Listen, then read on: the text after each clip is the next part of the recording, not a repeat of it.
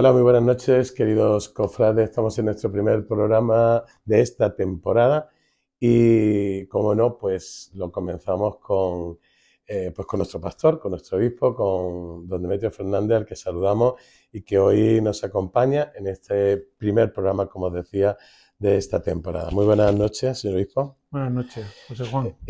Bueno, pues señor obispo, viene usted comienza en esta semana en la parroquia Víspera de San Rafael, la parroquia de la Trinidad, pues a presentar este documento que en junio la Asamblea de los Obispos del Sur, bajo el título María Estrella de la Evangelización, la fuerza evangelizadora de la piedad popular, pues daban a conocer para toda la Iglesia en Andalucía. Y prácticamente cuando se cumplen casi 35 años de aquella otra carta pastoral que los obispos del sur hicieron en el año 1988 para las hermandades y cofradías, ¿no?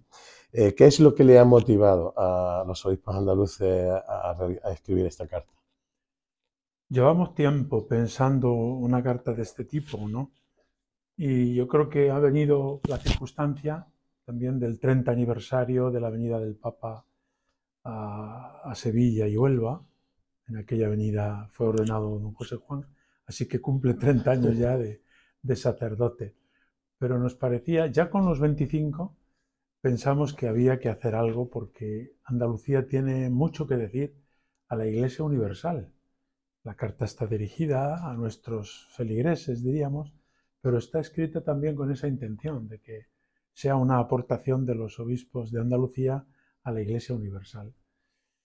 Y aparte de esa intencionalidad siempre de llegar a los más posibles, pero brota de una valoración positiva de la piedad popular y de decirle al mundo entero pues que la piedad popular es un cauce de evangelización, precioso cauce de evangelización, porque además los papas, tanto Francisco, el Papa Francisco, como Benedicto, como el Papa Juan Pablo II, han insistido mucho en ese aspecto.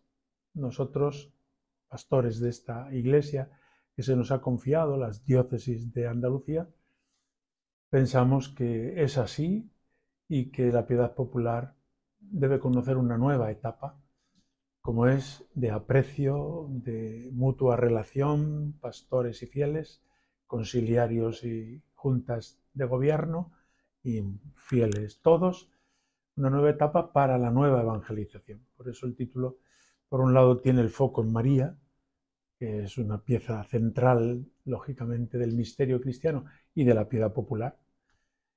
Ahí están todos los pasos de palio, ahí están todas las fiestas de gloria en honor de la Virgen, y luego el tema de la nueva evangelización.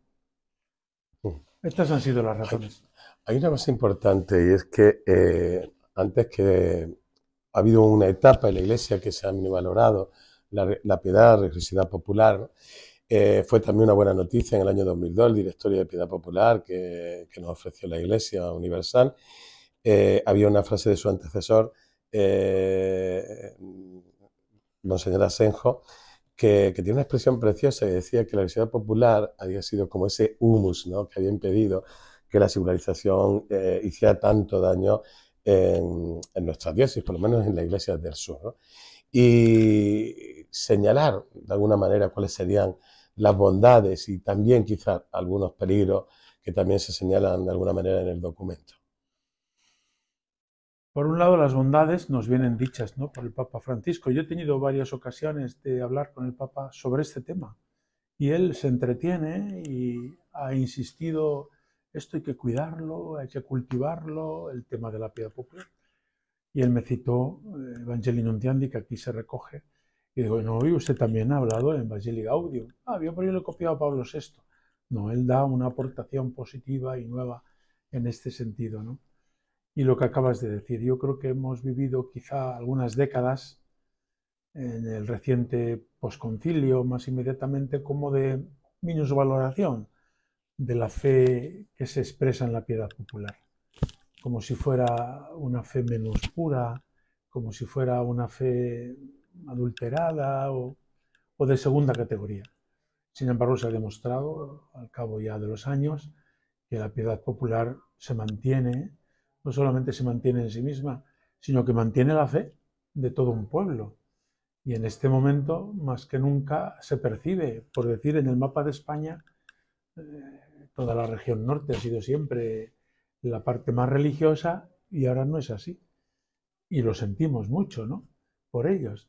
Ahora la parte más religiosa de toda España es el sur, es la Andalucía y toda la zona en la que se cultiva la piedad popular.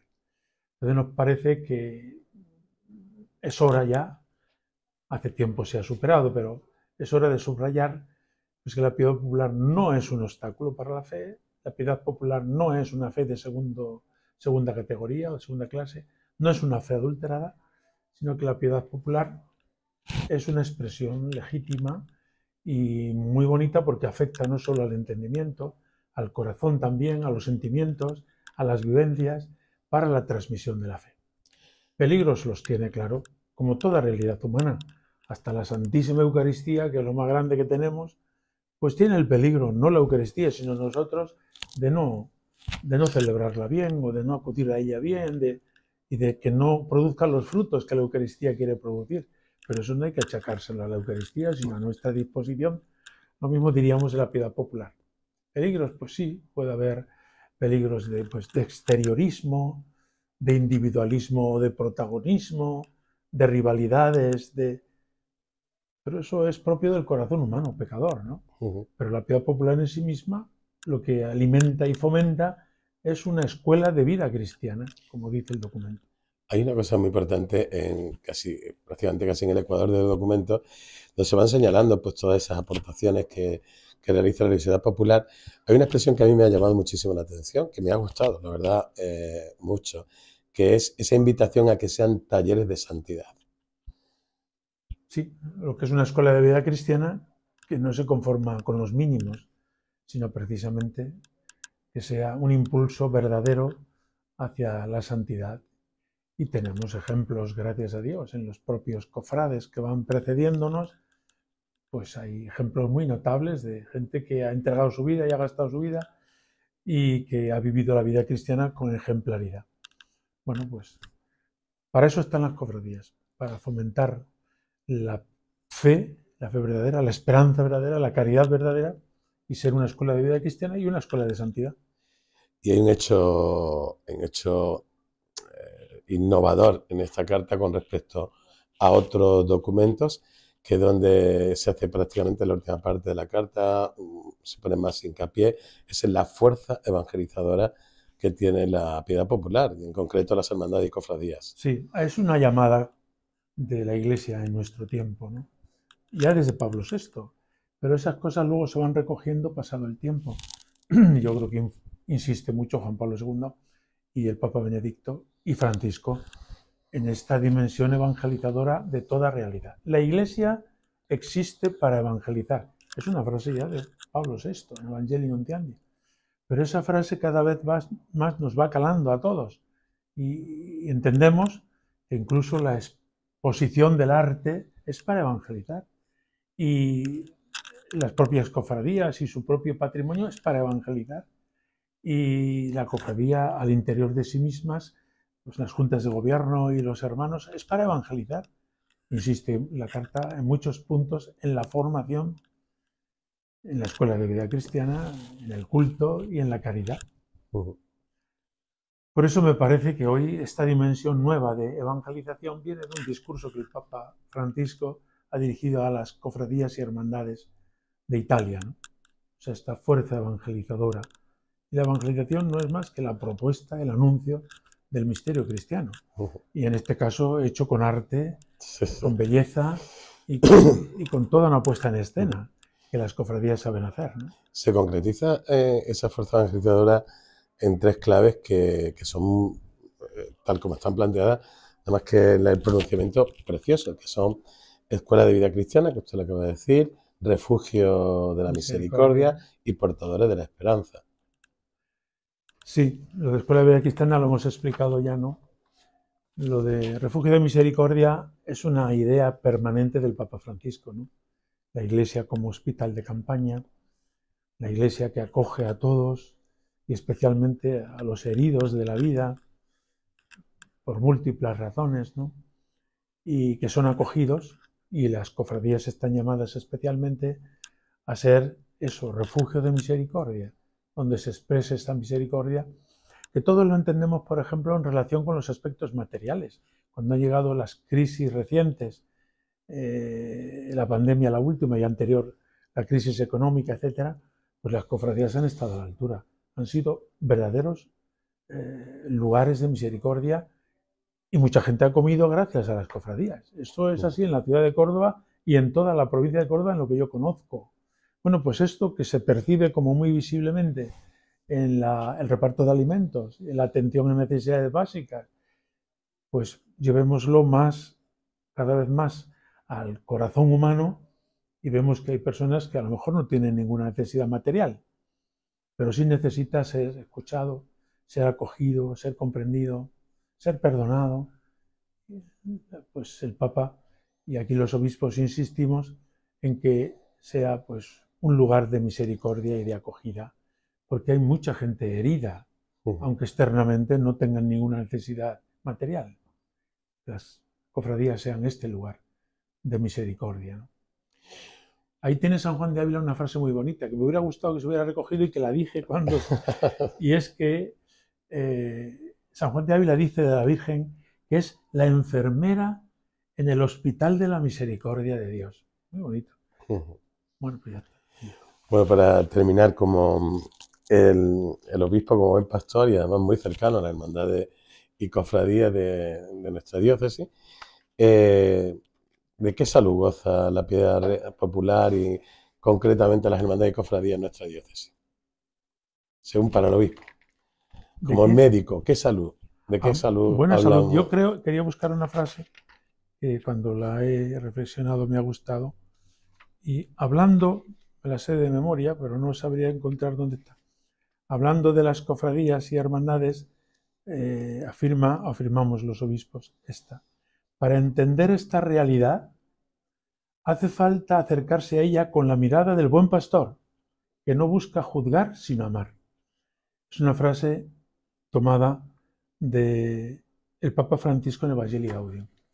De esta actitud de acercarse y de acercarse para dar, acoger, acompañar, no para juzgar, ni para excluir, ni para... Bueno, al preguntarme que de qué salud goza, pues yo diría que buena salud. Yo creo que el mundo cofrade, al menos en el tiempo que yo llevo en Córdoba, me voy a cumplir 14 años como obispo de Córdoba, me parece que ha ido creciendo, no solo en número, no solo en nuevas cofradías y hermandades, creo que ha crecido también en interioridad, ha crecido en comunión eclesial, ha crecido en vistosidad incluso, porque en estos años se han tenido pues grandes manifestaciones que también se están haciendo ahora en otros lugares, pero fue Córdoba pionera, ¿no?, en hacer estos grandes, el Via Crucis, la Regina Mater, el Rocío de la Fe. Sí, el Año de la Fe. O sea que yo creo que gozan de buena fe. Siempre habrá limitaciones o defectos a corregir, pero mi mensaje para el mundo cofrade y para toda la Iglesia en Córdoba es: acerquémonos a las cofradías con esta mirada benevolente y de aprender de lo que las cofradías nos han transmitido, que es una fe muy arraigada, muy en el corazón y por tanto que tiene muchas más facilidades de transmisión en el clima familiar, en el clima ambiental, etc. Cuento una cosa, el otro día en la visita pastoral les pregunto a los niños de primera comunión, que no tienen por qué saber lo que yo les pregunto, pero era una manera de preguntarles para luego explicarles una cosa.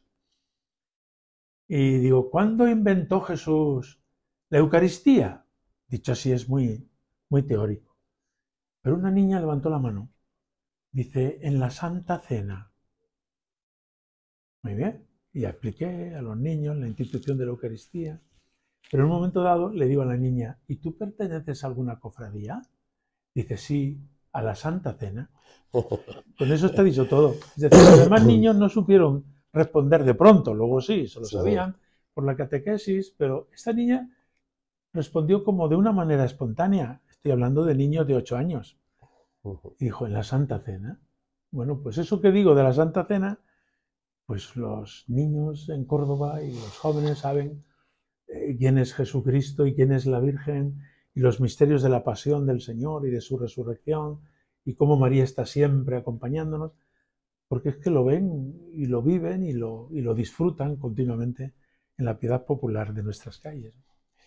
Pues agradecemos a nuestro obispo que haya estado con nosotros en nuestro primer programa, en La Voz de las Cofradías. Comenzamos con su bendición, ya que con su presencia ya está bendiciendo esta iniciativa de La Voz de las Cofradías.